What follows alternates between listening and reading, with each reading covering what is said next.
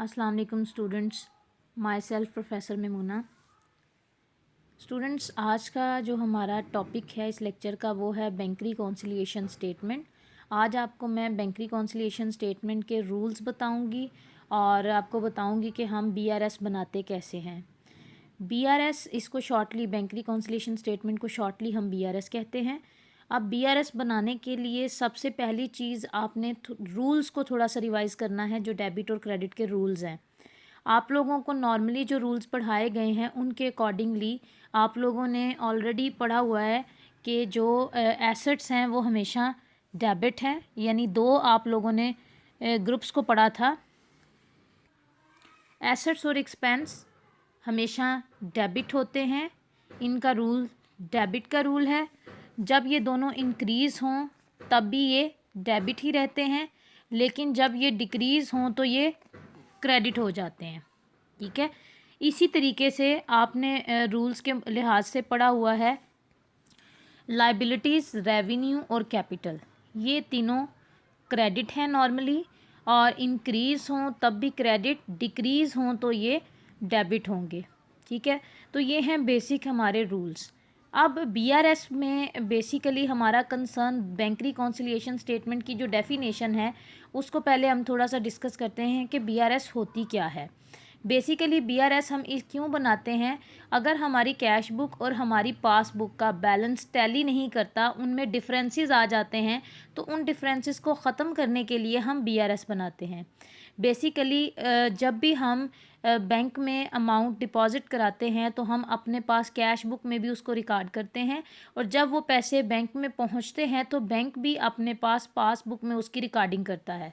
So students, जब हम cash book में रिकॉर्डिंग करते हैं तो हम according to these rules recording करते हैं कि जब हमारा एसेट इंक्रीज़ होगा हम उसे डेबिट करेंगे। सो कैश जब हम बैंक में डिपॉज़िट करवाते हैं, जब हम पैसे बैंक में जमा कराते हैं तो बैंक हमारा एसेट है, हम कैश बुक में उसको डेबिट कर लेते हैं।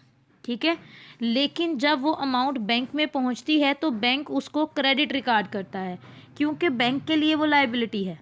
ठीक है, अब आप लोगों के याद रखने के लिए जो एक आसान सा फार्मूला मैं आपको बताने जा रही हूँ जिससे आपको याद रहेगा, वो क्या है, आपने हमेशा बीआरएस के क्वेश्चन में ये याद रखना है कि जब भी हमारे एसेट इंक्रीज़ हों हम डेबिट करते हैं, डिक्रीज़ हों तो क्रेडिट करते हैं, लेकिन जो बैंक है वो हमारे अपोजिट चलता है। आपने इस तरह से याद रखना है, हम इंक्रीज़ को डेबिट करते हैं, डिक्रीज़ को हम क्रेडिट करते हैं, लेकिन बैंक हमारे अपोजिट चलता है। बैंक इंक्रीज़ को क्रेडिट करेगा और डिक्रीज़ को बैंक करेगा डेबिट। ये मेन चीज़ है जो आप लोगों ने बीआरएस बनाने के लिए जहन में रखनी है। हमारा रूल ये है जो आपने सारे चैप्टर्स में किया सीखा कि जब भी हमारे एसेट इंक्रीज़ हों तो वो डेबिट होते हैं, जब हमारे एसेट डिक्रीज़ हों तो वो क्रेडिट होते हैं। लेकिन बैंक के रूल्स उल्टे होंगे, बैंक हमारे अपोजिट चलेगा। जब हमारा बैंक बैलेंस बढ़ेगा, जब हमारा बैंक बैलेंस बढ़ेगा हम अपने पास उसे डेबिट लिखेंगे कि हमारा बैंक बैलेंस इंक्रीज़ हो गया, डेबिट। लेकिन बैंक वाले जब हमारे अकाउंट में पैसे बढ़ेंगे बैंक उसको क्रेडिट लिखेगा। इसी तरह अगर हम अपने अकाउंट में से पैसे निकाल लेते हैं तो हमारा बैंक बैलेंस डिक्रीज़ हो रहा है, हम उसको क्रेडिट करते हैं, ये तो आपको पता है, लेकिन बैंक डिक्रीज़ को डेबिट करेगा। तो बस इतना याद रखें, आपको ये मेन रूल आते हों तो आपको बैंक का रूल याद रहेगा कि बैंक ने हमारे अपोजिट चलना है। तो इस तरीके से हम डेबिट और क्रेडिट को आइडेंटिफाई करेंगे। बीआरएस बनाने का ऑब्जेक्टिव ये है, बाज़ औक़ात कैश बुक में रिकॉर्डिंग आप लोगों ने single column cash book, double column cash book, triple column cash book बनाना सीखा है, तो हमसे कैश बुक बनाते हुए कोई मिस्टेक हो सकती है, कोई चीज़ गलत रिकॉर्ड कर दी है, गलत कॉलम में रिकॉर्ड कर दी है, हो सकता है हमसे मिस्टेक हुई हो। तो फिर क्या होता है कि पासबुक और कैश बुक का बैलेंस टैली नहीं करता बैंक कॉलम का। यानी स्टूडेंट्स देखें, जब हम बैंक में अमाउंट डिपॉजिट करवाते हैं हम अपने पास उसे डेबिट कर लेते हैं, जब वो पैसे बैंक में पहुंचते होंगे बैंक भी हमारा बैलेंस इंक्रीज़ करके उसको क्रेडिट कर देता होगा, तो अमाउंट तो सेम आती है ना दोनों जगह पे। फॉर एग्जांपल, अगर हमने अपने अकाउंट में 20,000 डिपॉजिट करवाए हैं तो मैं कैश बुक में अपने पास लिख लूँगी कि मेरा बैलेंस 20,000 के साथ इंक्रीज़ हो गया। ठीक है, मैंने उसको डेबिट लिख लिया, लेकिन जब वही बैलेंस अकाउंट में पहुँचेगा तो बैंक भी तो उसको लिखेगा क्रेडिट 20,000, अमाउंट तो सेम रहेगी ना। तो इसका टैली होना ज़रूरी होता है। लेकिन सम टाइम्स क्या होता है, या हमसे गलती हो जाती है कैश बुक के अंदर रिकॉर्डिंग करते हुए, कोई चीज़ हम रिकॉर्ड करना भूल जाते हैं, या बैंक से कोई मिस्टेक हो जाती है, तो हमारा बैलेंस दोनों जगह पे एक जैसा नहीं आता। तो इस डिफरेंस को ख़त्म करने के लिए हम बनाते हैं BRS। ठीक है, तो रूल्स BRS के क्या हैं? रूल्स यही हैं कि हम इंक्रीज़ को डेबिट और डिक्रीज़ को क्रेडिट करते हैं, लेकिन बैंक अपोजिट चलेगा। बैंक क्या करेगा? इंक्रीज़ को क्रेडिट और डिक्रीज़ को डेबिट करेगा। तो जब बैंक की बारी आएगी, बैंक की कोई बात या पासबुक की कोई बात होगी, तो आपने इसके अकॉर्डिंग देखना है, अपने रूल्स के अपोजिट वाले रूल्स को देखना है। तो अभी उसकी मैं आपको एक एग्जाम्पल बताती हूँ।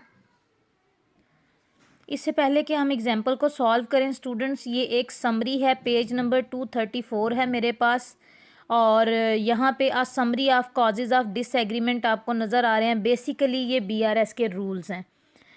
मैक्सिमम पॉसिबल इसमें चीज़ें लिखी हैं जो BRS के क्वेश्चन में आ सकती हैं। अब मैं आपको ये दो कॉलम बने हुए हैं, मैं आपको इन कॉलम्स को डिवाइड करके बता देती हूँ कि कौन सी चीज़ें डेबिट और कौन सी हमेशा क्रेडिट होती हैं। वैसे तो आप अकॉर्डिंग टू रूल्स देखेंगे तो आपको खुद समझ आएगी। Checks deposited but not yet credited bye the bank. अब वो कह रहा है कि हमने चेक बैंक में जमा करवाए हैं। हम जब चेक बैंक में जमा करवाते हैं तो हमारा बैंक बैलेंस इंक्रीज़ होता है। ठीक है, बैंक बैलेंस इंक्रीज हो तो हम उसे क्या लिखेंगे कैश बुक में? डेबिट। और बैंक बैलेंस इंक्रीज हो तो बैंक उसे क्या लिखेगा? क्रेडिट, क्योंकि बैंक हमारे अपोजिट चलता है ना, तो बैंक ने क्रेडिट करना है। लेकिन देखें स्टेटमेंट खुद बता रही है कि गलती क्या है। चेक डिपॉजिटेड, हमने चेक जमा कराए, but not yet credited bye the bank in the passbook, लेकिन बैंक ने पासबुक में उनको क्रेडिट नहीं किया। सो यहाँ मिस्टेक बैंक से क्या हो रही है कि बैंक ने क्रेडिट नहीं किया। जो चेक जमा हुए हैं बैंक ने उनको क्रेडिट नहीं किया, यानी हमारा बैलेंस इंक्रीज नहीं किया। तो इनको हम क्रेडिट करेंगे तो ये ठीक हो जाएगा। बेटा जब हमसे कोई मिस्टेक होती है तो हम उसको ओवरकम करने के लिए वो काम कर दें तो वो मिस्टेक ख़त्म हो जाएगी ना। एक चीज़ है उसको हमने क्रेडिट ही नहीं किया, क्रेडिट कर देंगे तो ठीक हो जाएगा। ठीक, तो बेटा ये जो इस कॉलम में जितनी भी आपको स्टेटमेंट्स नज़र आ रही हैं ये सारी क्रेडिट हैं, और इस कॉलम में आपको जितनी स्टेटमेंट्स नज़र आ रही हैं ये सारी डेबिट हैं। ये कॉलम डेबिट वाली सारी चीज़ों को शो कर रहा है और ये क्रेडिट वाली को शो कर रहा है। लेकिन आप इनको पढ़ के जब अंडरस्टैंडिंग के साथ देखोगे तो आपको वैसे खुद भी समझ आएगी कि अकॉर्डिंग टू रूल्स यही इनका रूल बनता है, लेकिन इनको हमने बैलेंस वाइज यहाँ बुक में डिवाइड किया हुआ है। अब मैं आपको लेकर चलती हूँ क्वेश्चन की तरफ। आप लोगों को ये बताती हूँ कि आप लोगों ने क्वेश्चन जब करना है तो वो कैसे करना है। एक स्टेटमेंट मैं यहाँ से भी पढ़ देती हूँ। Cheques issued but not yet paid by the bank. हमने चेक इशू किए हैं।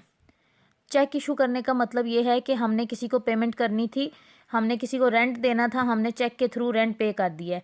हम जिसको चेक देंगे, चेक इशू करेंगे, वो शख्स चेक लेकर बैंक जाएगा और बैंक से जाके पैसे निकलवाएगा। ठीक है, तो जब बैंक से पैसे निकाल लेगा तो इसका मतलब है हमारा चेक इशू करने से हमारा बैलेंस क्या होता है? बैंक का डिक्रीज बैलेंस हो, हमारा बैलेंस डिक्रीज हो जाता है। तो जब हमारा बैंक बैलेंस डिक्रीज होगा हम अपने पास कैश बुक में उसको क्या करेंगे? क्रेडिट। लेकिन बैंक उसको क्या करेगा? डिक्रीज हो रहा है, डेबिट। ठीक है, तो ये क्या है? Not yet paid by bank. ये गलती किसकी है? बैंक की है। तो हम बैंक के रूल्स के लिहाज से इसको देखेंगे। चेक इशूड है ना, चेक इशू होने पर बैंक बैलेंस डिक्रीज होना है। मिस्टेक बैंक की है तो बैलेंस डिक्रीज हो, और गलती बैंक की हो तो बैंक ने क्या नहीं किया? डेबिट नहीं किया, ये डेबिट होना है।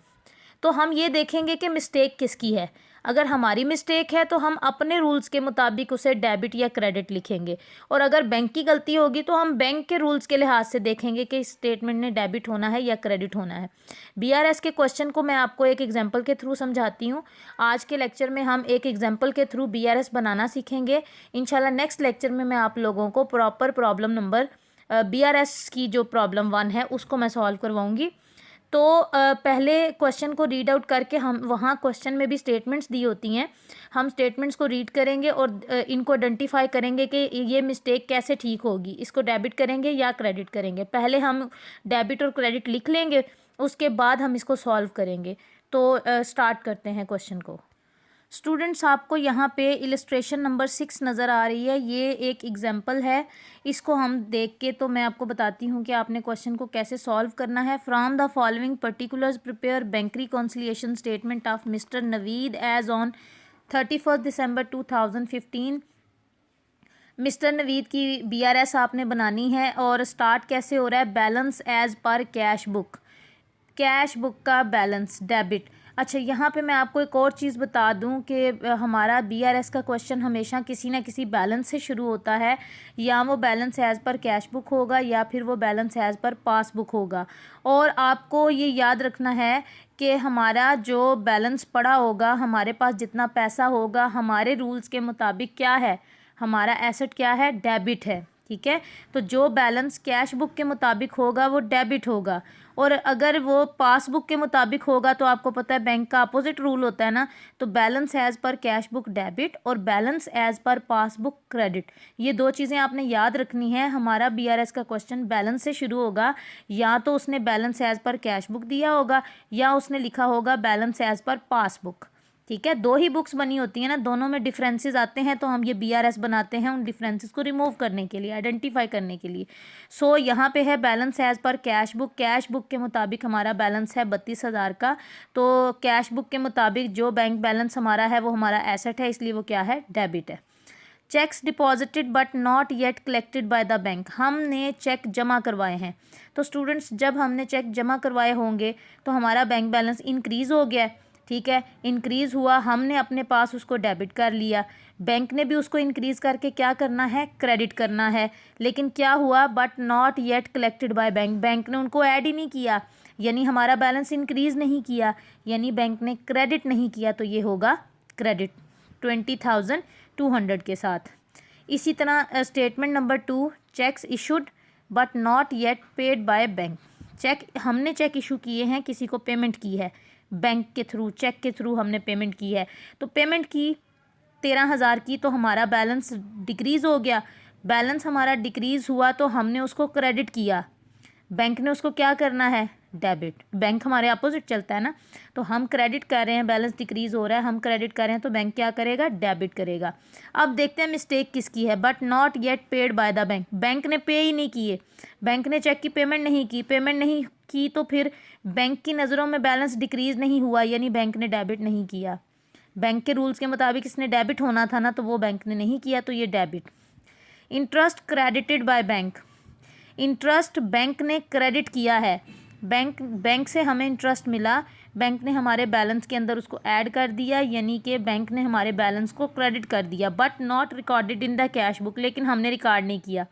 तो वो चीज़ जो, क्योंकि बैंक हमारे अपोजिट चलता है, यहाँ पे मिस्टेक हमारी है, कैश बुक में हमने रिकॉर्डिंग नहीं की हुई, तो बैंक ने इंटरेस्ट क्रेडिट किया है, तो हम उस इंटरेस्ट को क्या करेंगे, डेबिट करेंगे।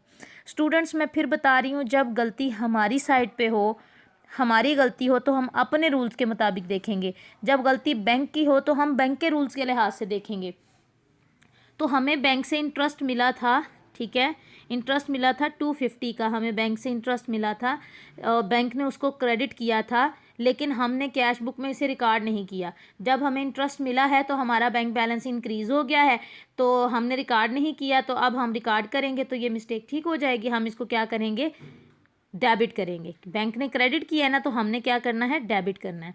Bank charges debited by bank charges bank के सर्विस चार्जेस हैं, बैंक कोई भी सर्विस फ्री ऑफ कॉस्ट नहीं देता। स्टूडेंट्स, ये याद रखिएगा, बैंक जो भी सर्विस चार्जेस लेता है, बैंक ऐसा नहीं करता कि हमें कॉल करके बुलाए और कहे कि आएँ जी हमें सर्विस चार्जेस अलहदा से दें, बल्कि बैंक क्या करता है, हमारे अकाउंट में से ही अमाउंट को डिडक्ट कर लेता है, माइनस कर लेता है खुद ब खुद। तो हमारा बैंक बैलेंस क्या हो जाता है, डिक्रीज़। जब हमारा बैंक बैलेंस डिक्रीज़ होगा तो बैंक उसको, डिक्रीज़ को बैंक क्या करता है, डेबिट। ठीक, हम डिक्रीज़ को क्या करते हैं, क्रेडिट। तो ये गलती किसकी है, बैंक ने तो डेबिट कर दिया है, लेकिन हमने कैश बुक में एंटर नहीं किया, यानी हमने क्रेडिट नहीं किया, तो ये होगा क्रेडिट। इसी तरह ये जो इंटरेस्ट की बात थी, ये भी मैं थोड़ा आपको एक्सप्लेन कर दूं कि इंटरेस्ट जो हमें बैंक से मिलता है, जो हमने बैंक में डिपॉजिट्स रखवाए होते हैं, उनके ऊपर हमें इंटरेस्ट मिलता है, तो बैंक कभी भी ऐसा नहीं करता कि बैंक हमें कॉल करके कहे कि आएँ जी आके अपना इंटरेस्ट की अमाउंट ले जाएं। ऐसा नहीं होता, बैंक जो भी इंटरेस्ट बनता है हमारी डिपॉजिट्स के ऊपर, बैंक हमारे अकाउंट में ही उस अमाउंट को प्लस कर देता है, ऐड कर देता है, तो हमारा बैलेंस इंक्रीज़ हो जाता है।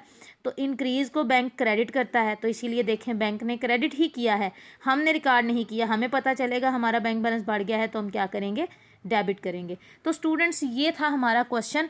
हमने सबसे पहले सारे क्वेश्चन को पढ़ के उसके डेबिट क्रेडिट के साइन जो है ना वो आइडेंटिफाई कर लेने हैं, वो हमने लिख लेने हैं। ये हमारे क्वेश्चन का सबसे इम्पॉर्टेंट पार्ट है। समझ लें, अगर आपने ये निशान सही लगा लिए ना तो आपका 70% क्वेश्चन आपने कर लिया है, क्योंकि आगे हमने जस्ट फॉर्मेट के अंदर इनको लिख के प्लस माइनस ही करना है। अच्छा स्टूडेंट्स, ये आपको एक चीज़ लिखी हुई नज़र आ रही है, ये मैंने लिखी है। जैसे आप छोटी क्लासेस में क्वेश्चंस करते थे, प्लस प्लस क्या होता है, प्लस प्लस प्लस होता है, यानी दोनों अमाउंट्स के साथ सेम साइन हो तो आप ऐड करते हैं, दोनों अमाउंट्स के साथ डिफरेंट साइन होते थे तो आप क्या करते थे, माइनस करते थे। सेम यहाँ डेबिट और क्रेडिट की बात है। डेबिट और डेबिट एक जैसे साइन है, ये ऐड हो जाएंगे। अगर डेबिट और क्रेडिट हो, डिफरेंट साइन है, ये दोनों क्या होंगे, आपस में माइनस होंगे। ठीक है। और दोबारा एक चीज़ रिवाइज़ कर दूं, हमारा बीआरएस का क्वेश्चन हमेशा किसी ना किसी बैलेंस से स्टार्ट होगा। अगर वो balance as per cash book होगा तो आपने डेबिट करना है, अगर वो बैलेंस एज़ पर पासबुक होगा तो आपने उसको क्रेडिट करना है, क्योंकि बैंक हमारे अपोजिट होता है। तो कैश बुक के मुताबिक हमारे बैंक में पड़े हुए पैसे डेबिट हैं, हमारा एसेट हैं, तो बैंक के मुताबिक वो क्रेडिट है। ठीक है। अब मैं आपको बताती हूँ कि डेबिट क्रेडिट के निशान लगाने के बाद इन अमाउंट्स को हम कैसे प्लस माइनस करेंगे और कैसे आंसर आएगा हमारा। और बीआरएस बनाने के दो मेथड हैं। एक मेथड तो ये है जो यहाँ एग्जांपल में सॉल्व हुआ है, लेकिन इससे भी आसान एक मेथड है, मैं आपको वो समझाती हूँ, पहले उसको देखें। अभी यहाँ मैं क्वेश्चन को सॉल्व कर रही हूँ। ये मैंने फॉर्मेट आप लोगों ने कैसे स्टार्ट करना है, मिस्टर नवीद, ऊपर आपने टाइटल लिखना है, जो भी उसका नाम होगा वो मिस्टर नवीद इसका नाम है। आप क्या बना रहे हैं, दूसरी लाइन में आपने मेंशन किया bank reconciliation statement as on 31 दिसंबर 2015। उसके बाद आपने ये लाइन ड्रॉ की, ठीक है, और रुपीज़ वाले कॉलम में आपने यहाँ पे अमाउंट्स को लिखना है। ठीक है। अब हम इसको स्टार्ट करते हैं। सबसे पहले हम बैलेंस से शुरू करेंगे। तो हमारे पास बैलेंस है कैश बुक का balance, balance as per cash book, तो वो हमेशा डेबिट होता है। हम यहाँ पे लिखेंगे balance as per cash book. अच्छा स्टूडेंट्स, राइटिंग का हो सकता है आप लोगों को थोड़ा इशू हो, थोड़ी सी मेरी डॉक्टर्स वाली ही राइटिंग है, लेकिन मैं साथ रिवाइज़ कर रही हूँ और आप लोगों को समझ में आ ही जाएगा, होप सो। कोशिश करती हूँ थोड़ा सा स्लो लिखूँ। सो ये डेबिट है, balance as per cash book debit है, आपने वो बैलेंस लिख लिया। अब नंबरिंग के साथ नंबर वाइज नंबर 1 नंबर 2 सारी स्टेटमेंट्स को हम यहाँ लिखते जाएंगे और उनकी अमाउंट्स को भी 1 बाय 1 लिखते जाएंगे और सॉल्व करेंगे। तो सबसे पहले यहाँ स्टेटमेंट नंबर 1 क्या थी, check deposited but not collected by bank, तो इधर हम लिख लेंगे checks deposited but not collected by bank. आपने पूरी स्टेटमेंट लिखनी है। और ये स्टेटमेंट हमारी क्या थी, ये क्रेडिट होनी थी, कितनी अमाउंट के साथ, 20,200 के साथ इसने क्या होना था, क्रेडिट। सो स्टूडेंट्स, इससे पहले कि हम कुछ और लिखें, पहले इन दोनों को देखेंगे, ये डेबिट है, ये क्रेडिट है। इट मीन्स दोनों डिफरेंट साइन आ गए, तो मैंने आपको बताया था एक जैसे साइन हो तो ऐड करते हैं, डिफरेंट साइन हो तो क्या करते हैं, माइनस कर देते हैं। इसका मतलब ये हुआ कि 32,000 में से आपने 20,200 को कर देना है माइनस। स्टूडेंट्स, जब हमने इसको माइनस किया है, 32,000 डेबिट है और 20,200 क्रेडिट है, तो डेबिट में से क्रेडिट क्या हो जाएगा, माइनस। तो इसका आंसर आया 11,800।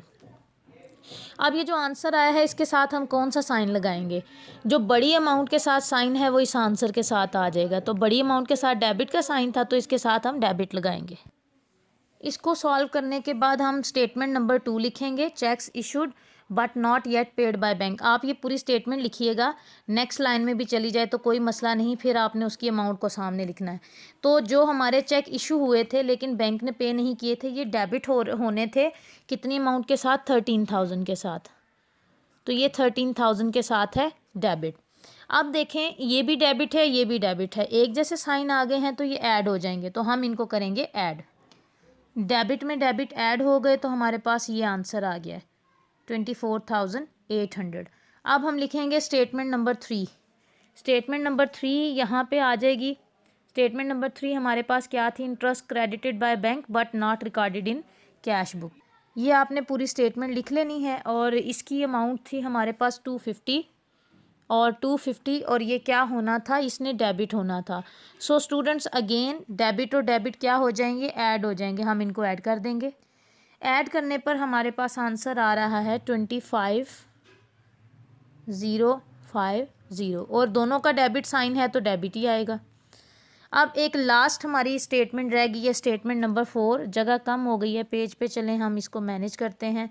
नेक्स्ट पेज पे मैं अब मूव नहीं कर रही ताकि वीडियो ज़्यादा लेंथी ना हो हमारी। अब नंबर 4 है बैंक चार्जेस। तो बैंक चार्जेस क्या होने थे, बैंक चार्जेस क्रेडिट होने थे और ये आपने पूरे स्टेटमेंट लिखने के बाद बैंक चार्जेस 50 रुपीज़ के हैं जो क्या होने हैं, क्रेडिट होने हैं। बैंक चार्जेस 50 रुपीज़ के हैं और क्या होने हैं, क्रेडिट होने हैं। तो ये डेबिट अमाउंट है, ये क्रेडिट अमाउंट है, तो ये आपस में ये दोनों क्या हो जाएंगे, माइनस हो जाएंगे। तो 50 रुपये इसमें से माइनस हम कर देंगे तो हमारे पास आंसर जो बचेगा वो बचेगा 25,000। ठीक है, 25,000 50 में से 50 रुपीज़ माइनस कर दें तो पीछे क्या बचेगा, 25,000 हमारे पास बचा।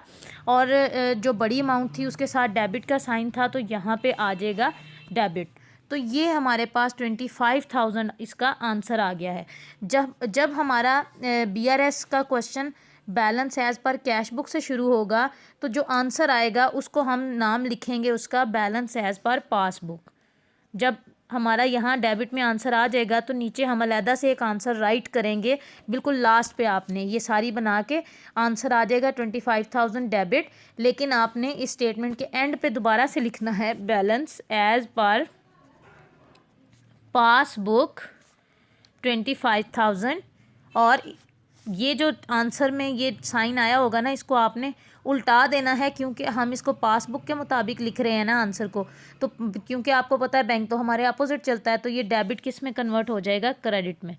तो आप एग्जाम्पल को बेशक चेक कर लीजिए, आपकी बुक पे जो एग्जाम्पल है उसने दूसरे मेथड से सॉल्व की है लेकिन उसका आंसर 25,000 ही आया है और balance as per passbook credit 25,000 ये आप लोगों को नज़र आ रहा है। ठीक है, मुझे उम्मीद है बेटा कि आप लोगों को BRS बनाना समझ में आया होगा कि सबसे पहले आप लोगों ने क्वेश्चन को रीड आउट करके आपने उसके डेबिट और क्रेडिट के साइन लगाने हैं, आइडेंटिफाई कर लेना है। उसके बाद आप लोगों ने इसको सॉल्व करना है। तो मैंने आपको एक ईजी मेथड के थ्रू बताया कि आप किस तरह से इस क्वेश्चन को सॉल्व कर सकती हैं। इंशाल्लाह नेक्स्ट लेक्चर में हम प्रॉब्लम नंबर 1 जो रिलेटेड टू BRS है उसको इंशाल्लाह ताला सॉल्व करेंगे। अपना ख्याल रखिएगा, दुआओं में याद रखिएगा। अल्लाह हाफ़िज़।